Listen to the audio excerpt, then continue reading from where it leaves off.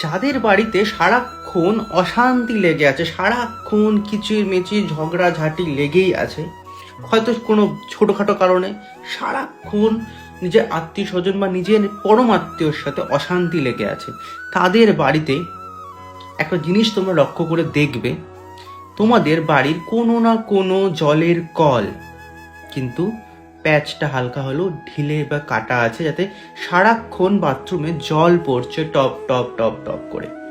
এই জিনিসটা তোমরা লক্ষ্য করে দেখো, তোমাদের বাড়িতে কিন্তু এই জিনিসটা যদি হয় তাহলে কিন্তু ঝগড়াঝাটি সারাক্ষণ লেগেই থাকবে, অশান্তি লেগে থাকবে, বাড়িতে কোনো রকম কোনো শান্তি থাকবে না। তাই যত দ্রুত সম্ভব এই জিনিসটাকে ঠিক করার চেষ্টা করো, দেখো সব কিছু বাড়িতে শান্তি ফিরে আসবে।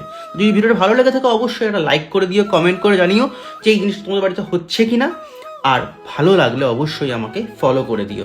সবাই ভালো থেকো।